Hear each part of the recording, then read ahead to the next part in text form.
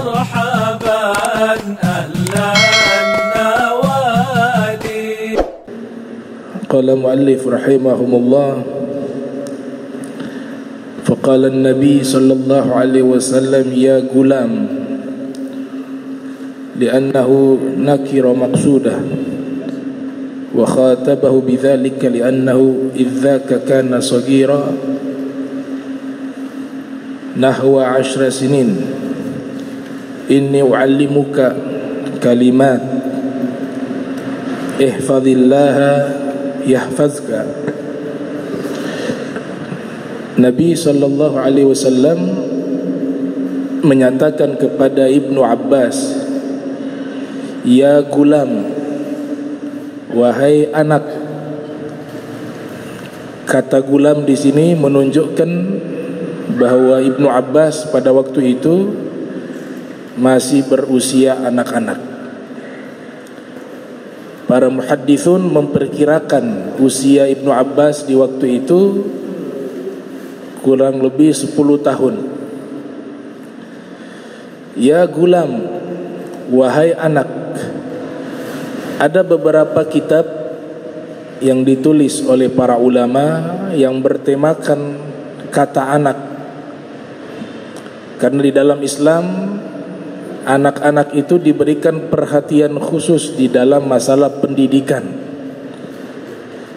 Di antara kitab yang bertemakan anak-anak, kitab yang ditulis oleh Syekh Abdul Ghani bin Ismail An-Nablusi Ad-Dimishqi Al-Hanafi. Ad-Dimishqi menunjukkan tempat mukim di kota Damaskus. An-Nablusi menunjukkan asal beliau dari kota yang berasal di Palestina. Al-Hanafi menunjukkan mazhab fikih beliau, mengikuti mazhab fikih Abu Hanifah yang lahir tahun 80 Hijriah, wafat 150 Hijriah. Beliau menulis sebuah kitab fikih berjudul Kifayatul Gulam fi Jumlati Arkanil Islam.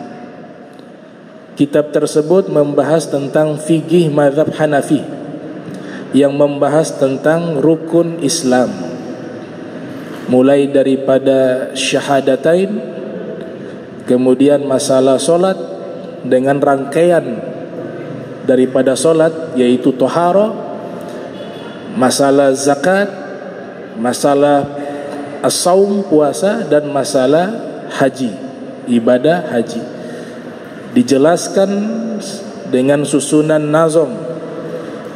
Kitab tersebut bertemakan anak, karena memang anak-anak yang belum balik sekalipun sudah ada perintah dari Nabi bagi orang tua untuk mulai melatih mereka solat, melatih mereka berpuasa. Adapun zakat dan haji itu tidak perlu diajarkan kepada mereka di masa anak-anak, karena dua hal ini berkaitan dengan masalah kemampuan yang sifatnya orang itu sudah dewasa. Karena mampu secara finansial, maka diwajibkan dia zakat dan juga ibadah haji. Tapi yang ditekankan oleh Nabi masalah solat mulai dikenalkan kepada anak-anak, dan juga masalah puasa. Kitab kedua yang bertemakan anak, kitab yang sangat baik di dalam menjelaskan tentang masalah tarbiyah, tazkiyah, akhlak wassuluk, membahas tentang pendidikan, membahas tentang penyucian jiwa, membahas tentang etika, membahas tentang akhlak untuk anak-anak terkhusus.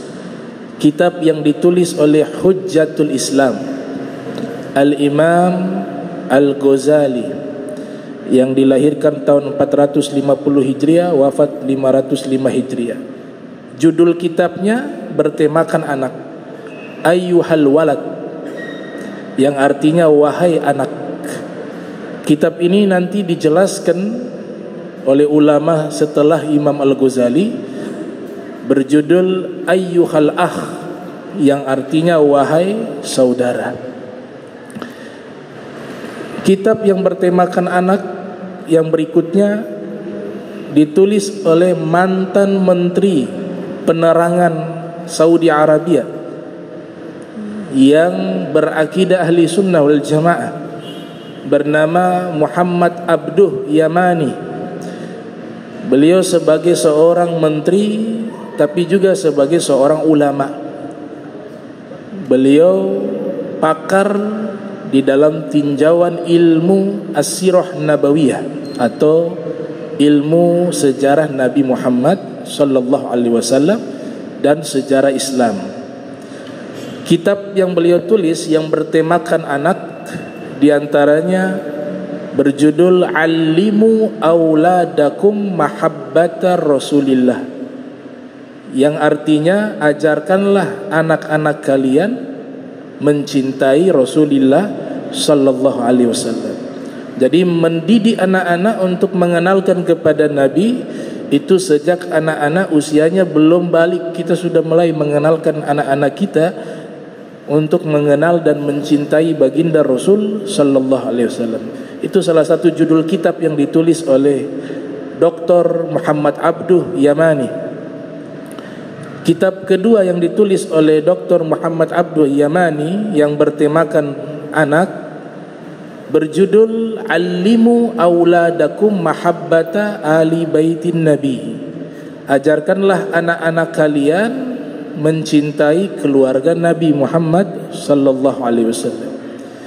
Beliau terinspirasi daripada ucapannya Imam Ali bin Abi Thalib yang dimana diriwayatkan oleh Imam Ad-Dailam yang lahir tahun 445 Hijriah, wafat 509 Hijriah, di dalam Musnad Firdaus. Imam Ali mengatakan, Addibu auladakum ala thalathi khisal. Didiklah anak-anak kalian dengan 3 perkara.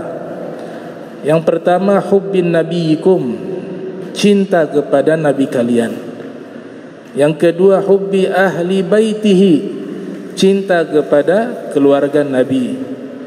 Yang ketiga, qiraatil Quran, ajarkanlah anak-anak kalian membaca Al-Quran. Fa inna hamalatal Quran fi zillillah yauma la dhillah illa dhilluh ma'a anbiyaih wa asfiyaih. Karena sesungguhnya orang-orang yang penghafal Al-Quran yang hakiki, mereka berada dalam naungannya Allah subhanahu wa ta'ala di yaumil qiyamah yang tidak ada naungan kecuali naungan Allah. Mereka dihimpun bersama dengan para nabi dan para aulia, orang-orang yang dipilih oleh Allah subhanahu wa ta'ala. Kitab yang bertemakan anak yang populer diantaranya juga ditulis oleh Syekh Umar Baroja, seorang ulama yang bermukim di Surabaya, lahir tahun 1913 Masehi, wafat pada tahun 1990 Masehi, wafat di Rumah Sakit Islam Surabaya. Walaupun beliau ini tidak secara resmi, secara formal lulusan luar negeri, tapi beliau secara formal itu hanya lulusan Madrasah Al-Khairiyah. Ada sekolah di Surabaya namanya Al-Madrasah Al-Khairiyah. Ya, kurikulumnya seperti Al-Khairat. Ya, akidahnya juga seperti guru tua pendiri Al-Khairat. Itu Al-Madrasah Al-Khairiyah didirikan oleh Al-Habib Muhammad bin Ahmad Al-Mahdar. Disitulah Syekh Umar Baroja belajar, dan sampai sekarang sekolahnya masih ada, namanya Al-Madrasah Al-Khairiyah. Guru-guru yang beliau menuntut ilmu dari mereka diantaranya adalah Al-Ustaz Al-Habib Muhammad Ba'bud, Ustaz Muhammad Ba'bud, Al-Habib Abdul Qadir bin Ahmad Bil-Faqih, Al-Habib Muhammad bin Ahmad Al-Mahdar, dan beberapa syekh yang berasal dari Palestina, berasal dari Suriah. Nah, mereka dulu dikirim ke Indonesia, di Surabaya, mengajar di Al-Madrasah Al-Khairiyah. Jadi guru-gurunya itu ulama-ulama internasional mengajar di madrasah tersebut. Syekh Umar Baroja lulusan dari sekolah tersebut. Namun kualitas keilmuan beliau ini diakui secara internasional.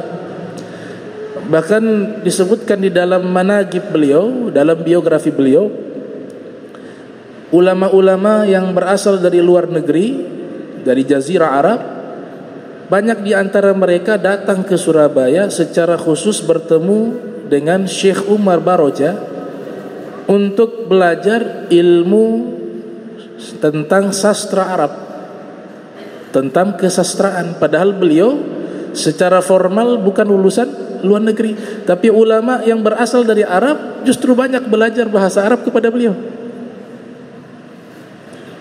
Itu kelebihan beliau. Kitab yang beliau tulis yang sangat terkenal dan sangat manfaat, khususnya membentuk karakter anak menjadi karakter berakhlak mulia, adalah satu karya beliau berjudul Al-Akhlaqu lil Banin. Al-Akhlaqu lil Banin dan Al-Akhlaqu lil Banat. Kitab ini dipelajari di berbagai pesantren, bahkan dipelajari hingga ke luar negeri, ke Mesir, padahal ditulis di Surabaya. Kitab ini berjilid-jilid membahas tentang akhlak, bagaimana cara mendidik anak berakhlak kepada orang tua, kepada guru, kepada sesama sahabatnya, kepada orang yang lebih tua, dan seterusnya. Saya rasa kalau kitab ini dibumikan di dalam kurikulum pendidikan Indonesia secara komprehensif keseluruhan, secara masif besar-besaran di berbagai sekolah, baik sekolahnya berhaluan agama ataupun umum, karena akhlak ini kan mencakup secara universal. Semua orang butuh akhlak. Kalau buku ini dipahami dan diamalkan dan masuk ke dalam hati pelajar, maka akan menciptakan generasi-generasi terbaik yang berakhlakul karimah. Karena ini tingkatan akhlaknya sangat luar biasa. Jilid pertama, jilid kedua, jilid ketiga, jilid keempat. Kitabnya hingga kurang lebih 4 jilid. Jilid pertama diajarkan satu metodologi akhlak yang sederhana bagi anak-anak, bagaimana berbuat baik kepada orang tua, bagaimana cara berjalan yang baik, bagaimana berbicara yang baik, dan seterusnya diajarkan di dalam kitab tersebut. Nanti jilid yang terakhir, di situ sudah mulai ada rujukan untuk mengarahkan kita membaca kepada kitab akhlak yang lebih tinggi, seperti kitab akhlaknya Imam Al-Ghazali, Ihya Ulumuddin, kitab akhlaknya Al-Habib Abdullah Al-Haddad, An-Nasaih Ad-Diniyah, dan kitab-kitab besar lainnya. Itu diberikan saran oleh Syekh Umar Baroja. Di jilid pertama, cerita dan pembahasan sederhana. Kata pengantar guru tidak dimasukkan di situ. Tapi yang luar biasa ketika sudah masuk di jilid, mungkin jilid 3 atau jilid 4, saya lupa persisnya, karena juga sudah cukup lama kami mempelajari kitab tersebut, mungkin tahun 2008 atau 2007. Itu dimasukkan kalimatut taqdim, kata pengantar. Biasa membuat buku di dalam penulisan ilmiah itu kan ada kata pengantar. Yang menariknya di jilid ke-1 tidak ada pengantar dari guru beliau. Jilid 2, jilid 3 sudah mulai pembahasannya sudah cukup mendalam, baru kemudian dimasukkan kata pengantar dari sang guru. Di antara sang guru yang memberikan pengantar adalah Al-Ustaz Al-Habib Muhammad Ba'bud. Kenapa di jilid pertama tidak dimasukkan? Karena tidak layak guru yang memiliki kapasitas keilmuan yang sangat luas memberikan pengantar yang isinya membahas hal-hal yang sangat sederhana, membahas tentang anak, cara berbicara. Beliau berpikir menempatkan guru di tempat yang terhormat, sehingga meminta kata pengantar pun diperhatikan. Oh, ini pembahasannya pembahasan anak-anak SD. Masa guru kita yang alim disuruh pengantar kitab seperti ini? Itu pemikiran beliau. Bagaimana adab beliau kepada guru. Nanti kalau sudah jilid 3, jilid 4, di situ sudah pembahasan sudah mulai berat. Di situ sudah ada hadis-hadis Nabi. Di situ sudah ada ayat Al-Quran. Maka di saat itulah beliau memasukkan kata pengantar sang guru. Ini namanya ta'adduban. Dia beradab, berakhlak kepada gurunya. Nabi kita Muhammad sallallahu alaihi wasallam, beliau juga memberikan perhatian khusus kepada anak-anak. Coba perhatikan bagaimana Nabi sallallahu alaihi wasallam mengajarkan kepada kita untuk mulai memerintahkan anak kita solat di usia 7 tahun. Padahal di usia 7 tahun tidak dibebankan kewajiban kepada anak-anak, tapi tujuannya adalah melatih anak-anak terbiasa sehingga ketika sudah wajib solat, hal itu tidak sulit lagi bagi dia untuk melaksanakannya. Dan ini perintahnya bentuk kata perintah dari Nabi, sebagaimana hadis yang diriwayatkan oleh Imam Abu Daud yang lahir tahun 202 Hijriah, wafat 275 Hijriah. Rasul sallallahu alaihi wasallam bersabda, "Muru auladakum bis-sholati." Perintahkanlah anak-anak kalian melaksanakan salat. Wa hum abna'u sab', di saat usia 7 tahun. Jadi usia 7 tahun, siapapun kita yang muslim memiliki anak di usia tersebut sudah harus memerintahkan mereka melaksanakan salat. Tujuannya riyadhah, bukan kewajiban, tapi melatih mereka. Karena solat ini dikatakan wa'mur ahlaka bis-sholati, perintahkanlah keluargamu solat dan bersabar di dalam melaksanakan solat. Maka dilatih dari kecil itu mempermudah dia di waktu dewasa. Dari kecil kalau sudah terbiasa, waktu dewasanya akan mudah. Nabi katakan, perintahkan anak kalian solat usia 7 tahun. Wadribuhum alaiha wahum abna'u asyar. Berikan sanksi kepada anak kalian jika meninggalkan solat di usia 10 tahun. Di usia 10 tahun. Agar dia tahu bahwa perkara meninggalkan solat bukan perkara kecil, tapi itu satu perkara yang sangat besar. Sehingga Nabi gambarkan orang yang meninggalkan solat seperti orang yang menghancurkan agama. Nabi katakan dengan ibarat as-salatu imaduddin, solat itu tiang agama. Faman aqamaha faqad aqamaddin. Siapa yang mendirikan tiang agama, dia sudah mendirikan. Siapa yang sudah mendirikan solat, dia sudah mendirikan agama. Wa man tarakaha faqad hadamaddin.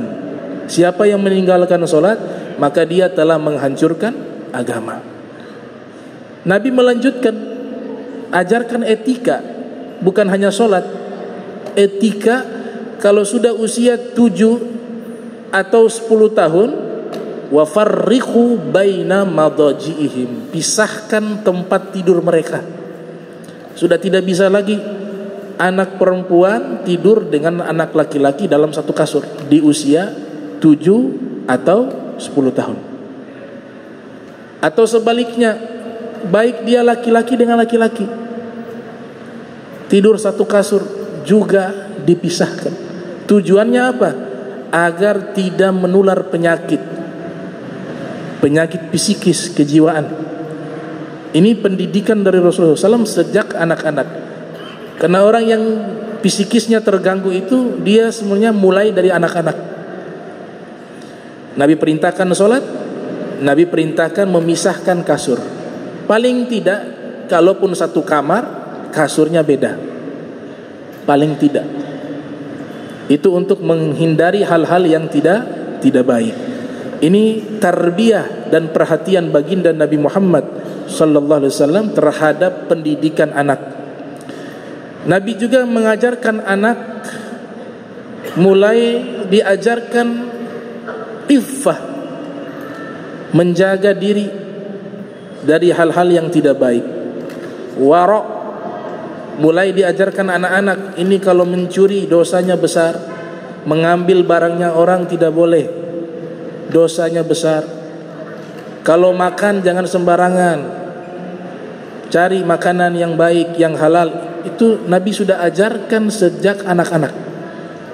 Dan ini diabadikan oleh Al-Imam Al-Bukhari yang lahir tahun 194 Hijriah, wafat 256 Hijriah, di dalam Sahih Al-Bukhari. Cucu beliau Al-Imam Hasan bin Ali, akhadha Hasan bin Ali tamratan min tamri sadaqah. Sayyidina Hasan pernah mengambil sebutir kurma dari kurma sedekah. Nabi melihat itu. Faqala Nabi sallallahu alaihi wasallam, kih lihat rahaha, kih, muntahkan, keluarkan. Disuruh dikeluarkan itu kurma yang sudah ditelan oleh Imam Hasan. Wa fir riwayatil ukhra, Nabi memasukkan jarinya untuk mengeluarkan itu kurma sedekah sehingga keluar itu kurma. Tsumma qala, kemudian Nabi sallallahu alaihi wasallam bersabda, ama sya'arta inna la na'kulul sadaqah, apakah kau tidak tahu wahai anak bahwa kita ini dilarang memakan sedekah. Itu sebenarnya tarbiyah, pendidikan, bahwa anak-anak kecil sudah mulai dididik oleh Nabi Muhammad sallallahu alaihi wasallam untuk tidak sembarangan mengambil barangnya orang, tidak sembarangan mengkonsumsi sesuatu yang belum jelas. Memang perkara sedekah itu halal, tapi secara khusus di dalam syariat Islam untuk Nabi Muhammad dan keluarganya itu dilarang. Terlepas dari khilaf di mutaakhirin, ya, di zaman belakangan ini sudah ada perbedaan pandangan tentang masalah itu. Tapi di zaman baginda Nabi, kemudian ulama-ulama salaf, mereka melarang sedekah itu dikonsumsi oleh Bani Hashim. Orang yang punya nasab bersambung kepada Nabi sallallahu alaihi wasallam dilarang mengkonsumsi sedekah. Di dalam riwayat An-Nasa'i yang lahir tahun 215 Hijriah, wafat 303 Hijriah, Rasul sallallahu alaihi wasallam menjelaskan alasan kenapa dilarangnya sedekah bagi diri beliau dan keluarga beliau. Beliau menyatakan, innama hiya awsakhun nas. Sedekah itu adalah kotoran-kotoran manusia, harta yang kotor maksudnya. Karena setiap harta yang kita miliki, ada yang secara tidak sadar di situ mungkin lewat hal-hal yang tidak baik. Ibnu Khaldun mengatakan, khubzun, satu roti, yukal, yang dikonsumsi, itu dalam satu roti itu ada 1000 tangan manusia. Maknanya apa? Tidak mungkin langsung jadi roti. Tidak mungkin langsung jadi roti. Tapi roti ini berasal dari tepung gandum, tepung terigu. Sebelum menjadi tepung terigu, pasti dia berasal dari mana? Dari sawah yang ditanam. Tumbuhan itu ditanam. Tidak mungkin dia menjadi tumbuh, melainkan ada yang menanam bibitnya. Nah, orang yang menanam itu adalah tahapan pertama. Kemudian ada yang menyiraminya, ada yang memanennya, ada yang menjualnya, ada yang membelinya, ada yang membawanya, ada yang memprosesnya menjadi tepung, kemudian dijual lagi, ada yang membelinya lagi dari beberapa pihak. Kita yang beli, kemudian kita adon. Berarti dalam satu roti ada berapa tangan manusia ikut andil di dalam itu. Mungkin ada yang terzolimi di situ. Maka sedekah itu mengeluarkan kotoran-kotoran tersebut. Nabi berpikir jauh sampai di situ. Karena Nabi katakan, innama sadaqat awsakhun nas la tahillu li Muhammadin wala li ali Muhammad. Sesungguhnya sedekah itu kotoran-kotoran manusia, tidak halal bagi Nabi Muhammad dan juga keluarga Nabi Muhammad sallallahu alaihi wasallam. Jadi Nabi ajarkan iffah, sifat iffah sejak kecil. Di dalam hadis lainnya dinukilkan oleh Al-Imam Al-Syekh Yusuf An-Nabhani di dalam kitab Wasailul Wusul ila Syamailir Rasul, Nabi berkata kepada seorang anak bernama Umar bin Abi Salamah, "Ya gulam, wahai anak, sammillaha ta'ala, kalau mau makan sebut nama Allah." Ini juga pendidikan. Anak sebelum makan kita ajarkan baca doa. Di dalam riwayat hadis yang lainnya, kalau makanan yang kita makan tidak diawali dengan membaca doa, maka syaitan ikut makan bersama kita. Maknanya keberkahan dari makanan tersebut tidak ada. Kalaupun lupa membaca doa, maka bacalah doa ketika kita mengingatnya. Di tengah makan ataupun akhir baru teringat, tadi belum baca doa, kita baca bismillah fi awalihi wa akhiri, atau bismillah awalahu wa akhirahu, dengan menyebut nama Allah yang awal dan yang akhir. Wa kul biyaminik, Nabi mengatakan makanlah dengan tangan kananmu. Nah ini juga penting. Mulai kita mendidik anak-anak makan tangan kanan,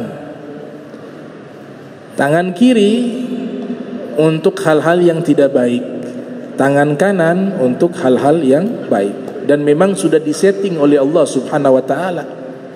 Tangan kiri ini memang ada enzim khusus untuk menghancurkan itu, memberikan kebersihan bagi bakteri-bakteri yang ada di tempat-tempat yang mengeluarkan kotoran. Tangan kanan enzim itu tidak ada. Kemudian Nabi sallallahu alaihi wasallam dalam sunnahnya setiap makan menggunakan tangan, ya, walaupun dalam riwayat 3 jari, itu jika makanan yang mungkin bisa kita makan menggunakan jari. Disesuaikan, ada akal. Makan soto Makassar pakai jari bagaimana, sulit. Tapi maknanya Nabi makan 3 jari. Di zaman Nabi makanan kebanyakan makanan terbuat dari gandum, dari daging. Nah kita ittiba, jika makanan seperti itu pakai 3 jari. Kemudian kalau yang berkuah pakai sendok, tidak ada masalah. Namun yang penting diperhatikan, kalau makan menggunakan jari itu punya khasiat khusus ketika kita mengisap jari kita. Karena Nabi sallallahu alaihi wasallam selepas selesai makan, beliau selalu mengisap jari beliau yang bekas beliau makan tadi.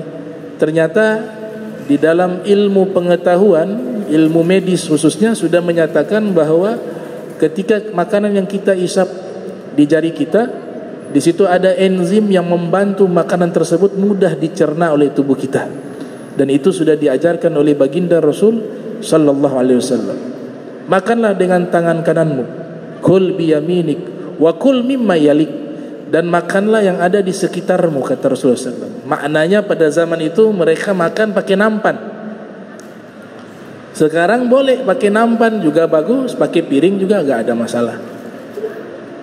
Pakai nampan, biasanya makanan itu ada 1 nampan 4 orang, 5 orang. Nah Nabi mengajarkan etika makan.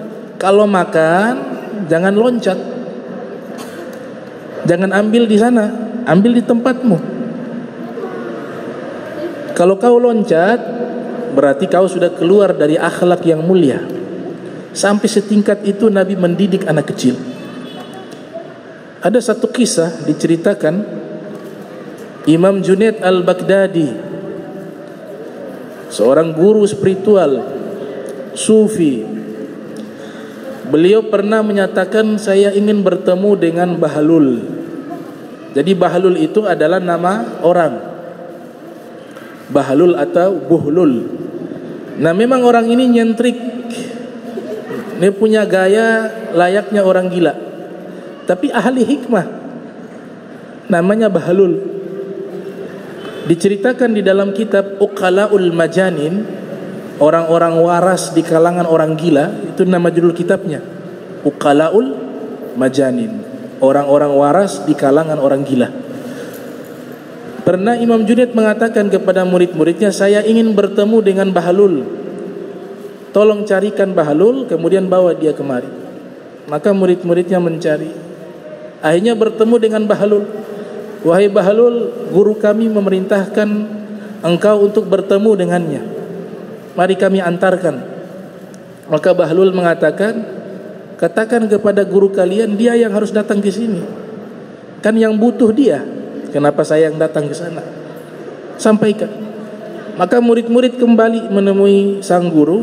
Mereka menyampaikan, wahai guru, ini Bahlul mengatakan yang harus datang itu engkau datang menemuinya, bukan dia datang menemui engkau. Karena yang butuh, yang minta kan engkau. Kata Imam Junaid, benar apa yang dikatakan oleh Bahlul. Saya yang akan datang menemuinya.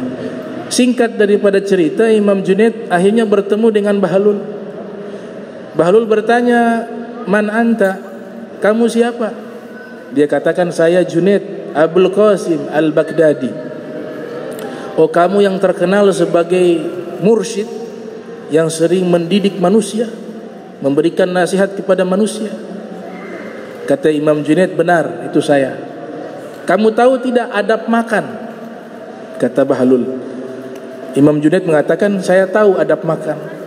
Ya, sebelum makan tangan bersihkan dulu, kemudian baca doa menggunakan tangan kanan.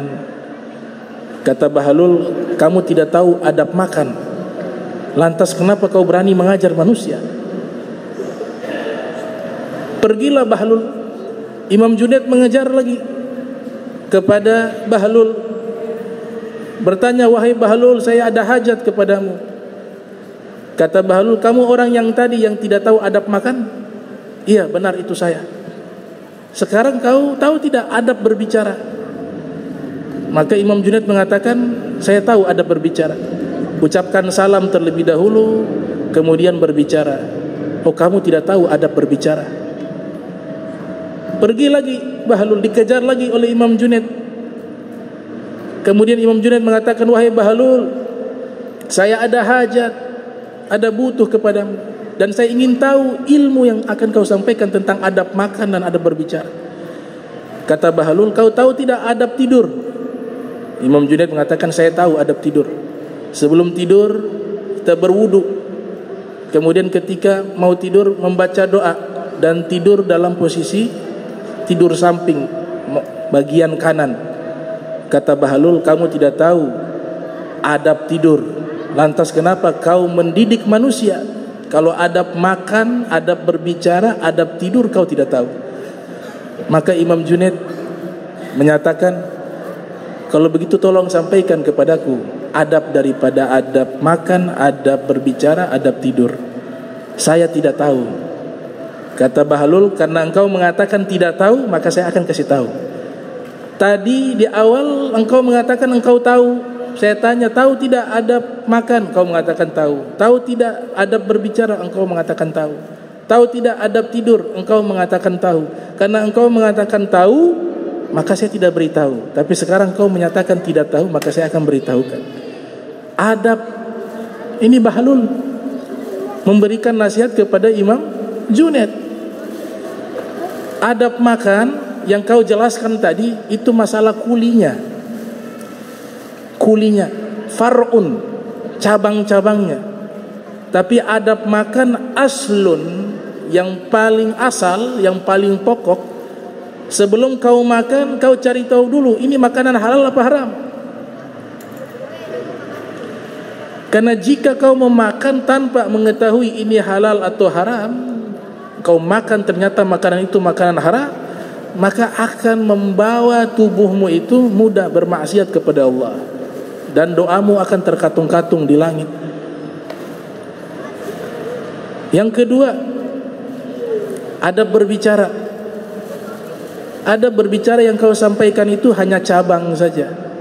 Tapi aslun, pokok daripada adab berbicara, jika ingin menyampaikan nasihat, memberikan wejangan, menyampaikan ilmu, sebelum kau sampaikan, coba lihat niatmu. Untuk apa kau sampaikan ini?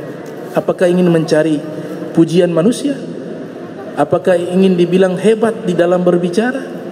Perbaiki niat dulu. Jika niatmu semuanya itu semata-mata untuk mencari ridhonya Allah, maka engkau berbicara. Itulah adab berbicara.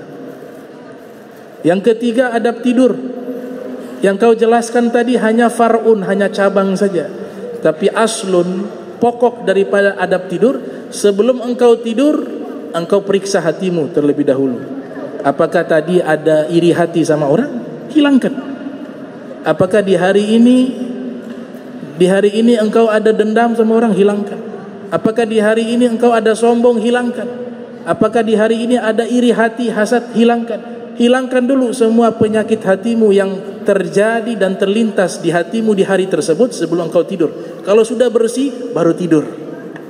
Itulah adab-adab daripada adab makan, adab berbicara, dan adab tidur. Maka dimasukkan Bahlul sebagai tabaqatu syuyukhi. Dimasukkan di dalam kitab para guru Imam Junaid. Di antaranya guru Imam Junaid, di situ termaktub namanya Bahlul. Padahal Bahlul dikenal sebagai orang gila, majnun. Nah, mereka gilanya itu, bagi mereka kita melihat dia adalah orang gila. Tapi kalau bagi mereka melihat kita ini yang orang gila. Ada pepatah mengatakan, man arafa nafsah kana dhalilan indan nas, wa man arafa rabbah kana majnunan indan nas. Orang yang sudah mengenal dirinya, dia tahu dirinya pasti banyak aib, banyak kekurangan, maka akan gugur sifat-sifat sombong, dan di tengah-tengah manusia dia merasa paling hina.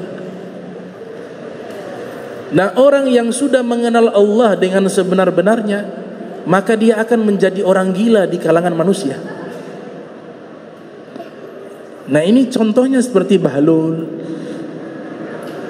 Contohnya seperti Uwais Al-Qarani yang hidup di zaman baginda Rasul.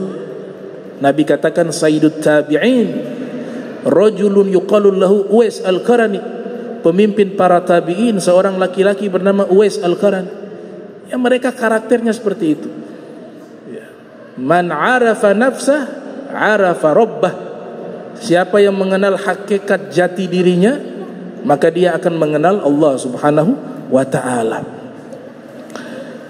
Imam Junaid berguru kepada Bahlul. Banyak ulama-ulama yang mereka memiliki guru-guru futuh yang membuka ilmu kepada mereka. Itu orang-orang yang tidak berilmu menurut mereka. Ada Ibnu Ajibah, punya guru, memiliki guru namanya Al-Buzidi. Al-Buzidi itu tidak bisa membaca, tidak bisa menulis, tapi jadi guru mursyidnya Ibnu Ajibah menjadi ulama besar di zaman itu. Baru terakhir belakangan bertemu dengan Al-Buzidi. Yang luar biasanya, Al-Buzidi tidak bisa baca dan tidak bisa tulis, tapi bisa mengarang kitab. Al-Adabul Mardiyah fi Tariqah As-Sufiyah, itu salah satu kitab beliau. Lah, bagaimana tidak bisa baca tulis kemudian bisa menulis kitab tasawuf yang tingkatannya sangat tinggi? Itu Allah Ta'ala berikan ilham pada waktu itu saja bisa menulis. Habis itu hilang lagi. Ada tingkatan mereka matanya buta, tapi di saat membaca Al-Quran, membuka mushaf, Allah balikkan penglihatannya untuk bisa melihat Al-Quran. Selesai membaca Al-Quran kembali buta lagi. Ada. Nah, diberikan kemuliaan kepada mereka kaum solehin. Ihfadillaha yahfadka. Di sini dinyatakan jagalah Allah, niscaya Allah menjagamu. Ini makna insyaallah kita akan bahas di pertemuan berikut, karena ini pembahasan cukup panjang. Yang penting di sini kita pahami, ini hadis maknanya bukan kita menjaga Allah. Allah gak butuh perlindungan kita. Siapa yang bisa melawan Allah? Gak ada. Di sini Nabi maksudnya ihfadillah, di situ ada takwilan. Jagalah perintah-perintah Allah, jagalah syariatnya Allah, bukan kita menjaga Allah. Imam Nawawi diberikan gelar Muhyiddin, orang yang menghidupkan agama Islam. Hakikatnya Imam Nawawi menyatakan, lam ahilla man laqabani bi Muhyiddin. Saya tidak menghalalkan orang yang memberikan gelar kepada saya sebagai tokoh yang menghidupkan agama Islam. Saya tidak halalkan. Tapi sampai hari ini tulisan itu ada, Muhyiddin, julukan Imam Nawawi, tokoh yang menghidupkan agama Islam. Dengan ilmunya agama ini menjadi hidup di antaranya. Jadi yang memberikan gelar itu bukan beliau yang mengakui dirinya sendiri, tidak, tapi ulama-ulama setelah beliau yang memberikan gelar tersebut. Kenapa Imam Nawawi mengatakan saya tidak layak diberikan gelar muhiddin, orang yang menghidupkan agama Islam?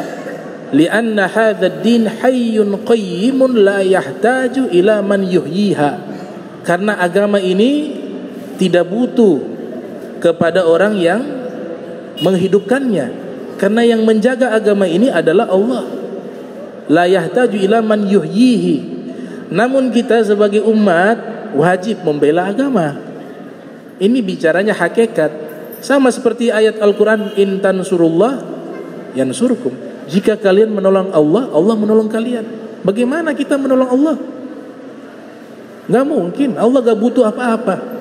Allahus Samad. La yahtaju ila kulli syai'in wa kullu syai'in yahtaju ilaihi.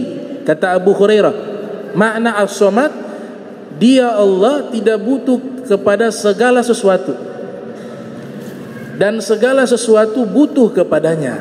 Itu Allah. La yahtaju ila kulli syai'in wa kullu syai'in yahtaju ilaihi.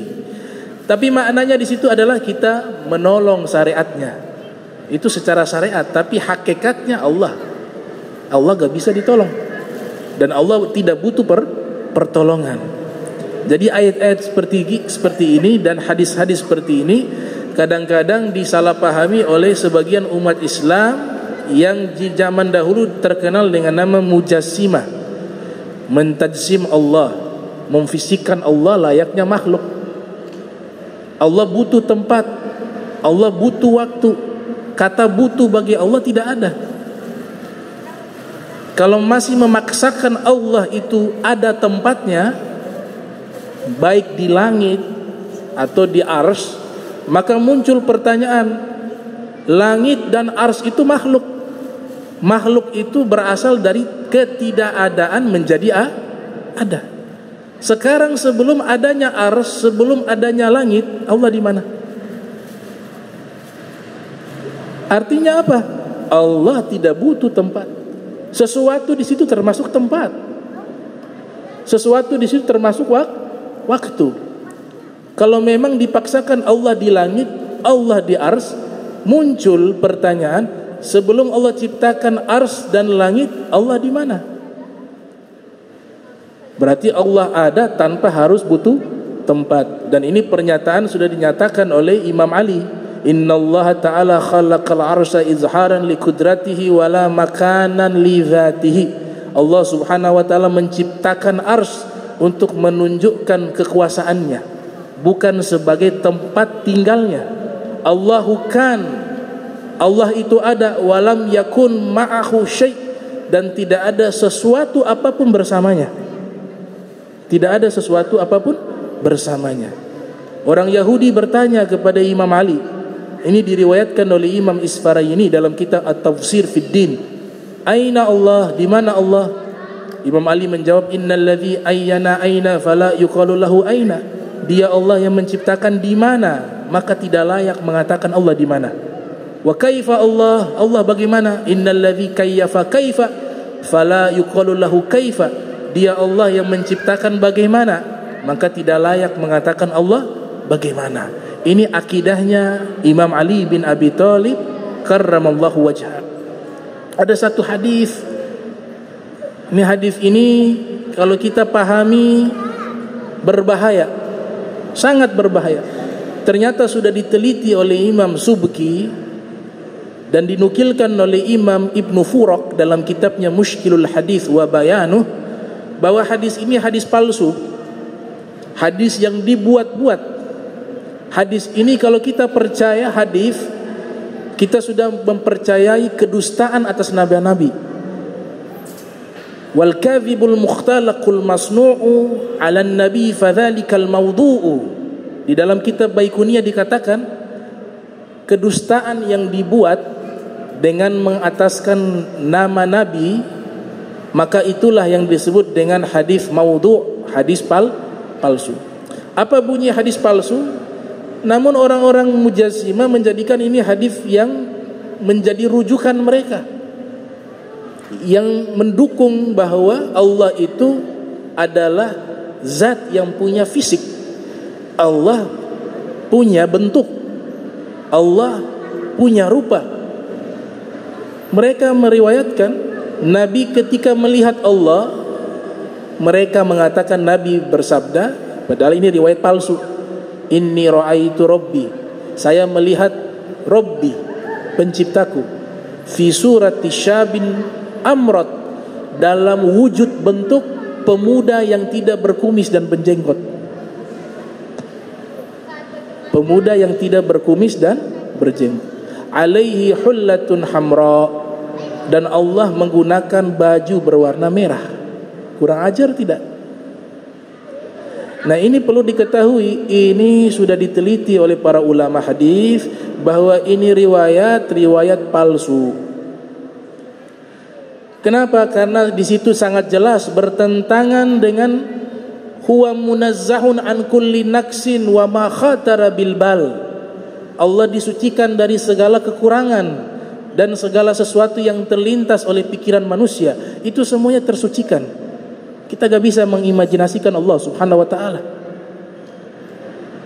Tapi ini firqah Mujassimah yang mereka berkeyakinan Allah memiliki fisik. Tajsim, fisiknya seperti apa? Seperti pemuda yang amrod. Amrod itu dalam ilmu fikih, dia laki-laki, tapi fitnahnya lebih besar dari wanita cantik.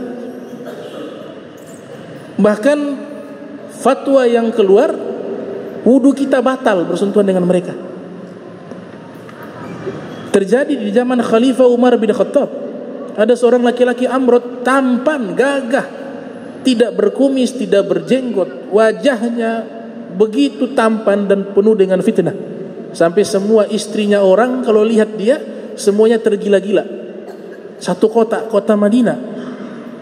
Akhirnya dibuat rapat khusus, dievakuasi ini pemuda yang tampan ini, dipindahkan ke negeri yang jauh dari kota Madinah, dan negara menjamin dia punya kebutuhan hidupnya, dikasih bulanan. Amrod seperti itu. Para ulama kalau duduk lihat ada amrod di depan, mereka memerintahkan itu yang amrod duduk di belakang. Ciri-ciri amrod itu wajahnya itu terlalu tampan menyerupai wanita, kewati-watian. Tidak ada kumis, tidak ada jenggot. Kalau kita lihat itu memunculkan fitnah. Itu dalam fikih ada, saudara-saudara sekalian. Masa Allah disamakan seperti pemuda amrod? Ra'aitu rabbi fi surati syabin amrod alaihi khullatun hamra. Lucunya lagi ada pakaiannya, pakai baju merah, khullatun hamra. Jadi membaca buku, apalagi buku yang berkaitan tentang masalah agama kita, agama Islam, ini agama yang memiliki karya tulis paling terbesar di dunia agama Islam. Mereka sudah menulis ribuan tahun yang lalu. Buku yang ada sampai kepada kita sekarang itu hanya sekian persen saja. Karena yang sisanya yang banyak itu sudah dibakar oleh bangsa Mongol. Itu jumlahnya entah berapa banyak. Maka dideskripsikan bahwa begitu banyaknya buku-buku ulama di zaman itu, di abad ke-6 Hijriah, itu bangsa Mongol, bangsa yang tidak berperadaban, tidak mencintai ilmu pengetahuan. Tapi ulama-ulama kaum muslimin sudah mencintai ilmu pengetahuan sejak di masa Nabi Muhammad SAW. Saking banyaknya itu buku dibuang di sungai Efrat, di sungai Dijlah. Itu saking banyak itu buku, kuda bisa menyeberangi lewat jembatan buku. Semuanya penuh dengan buku. Airnya berubah berwarna hitam karena tinta menjadi cair. Mereka membakarnya, mereka membuangnya. Di antaranya kitab-kitab Imam Ghazali memiliki kitab tafsir tidak sampai kepada kita, karena termasuk kitab yang juga dihancurkan. Al-Imam Kisai memiliki kitab-kitab yang sangat banyak, juga termasuk kitab yang punah. Al-Imam Abul Hasan Al-Asy'ari memiliki kitab tafsir, bahkan dikatakan dalam kitab Ruhul Bayan sekitar 200 jilid atau 100 jilid. Kitab itu pun sudah punah. Tafsirul Quran wa raddi ala man khalafal bayan min ahlil ifki wal buhtan, nama kitabnya. Judulnya saja yang sampai, tapi kitabnya tidak ada. Bisa dibayangkan kalau itu tidak terjadi, berapa banyak ini buku-buku warisan intelektual ulama-ulama Islam. Kita gak mampu membacanya. Yang sekarang saja tidak mampu kita baca. Yang masih tersisa sekarang, padahal yang tersisa ini dibanding yang punah lebih banyak. Karena perpustakaan terbesar dan pusat peradaban Islam di masa itu ada di Baghdad. Diinvasi oleh bangsa Mongol, 40 hari 40 malam mereka membantai umat Islam, 2 juta manusia dibunuh. 2 juta manusia sampai runtuh itu Daulah Abbasiyah. Itu ditulis oleh Al-Imam As-Suyuti dalam kitab Tarikhul Khulafa yang lahir tahun 849 Hijriah, wafat 911 Hijriah. Maksudnya bahwa tidak boleh kita sembarang membaca buku yang berkaitan dengan agama Islam. Karena buku-buku ini masih ada. Buku-buku racun masih ada yang merusak akidah kita, merusak keimanan kita, merusak ta'azim kita, merusak pemahaman kita yang bersanad kepada Nabi Muhammad sallallahu alaihi wasallam. Maka insyaallah nanti kita bahas pertemuan berikut tentang makna ihfadillah yahfazka. Allahumma jam'ana hadza jam'a marhuma wa tafarraqna min ba'di tafarraqa ma'suma wa la tajal minna wa la minna syaqiyya wa mahruma. Allahumma nafi qulubana an ta'alluqi biman dunak waj'alna min qaumin tuhibbuhum wa yuhibbunak. Subhanaka bihamdika asyhadu an astaghfiruka wa atubu ilaik. Wa sallallahu ala sayyidina Muhammadin wa ala alihi wa sahbihi wa barik wa sallam. Wa lafu minkum wassalamu alaikum warahmatullahi wabarakatuh.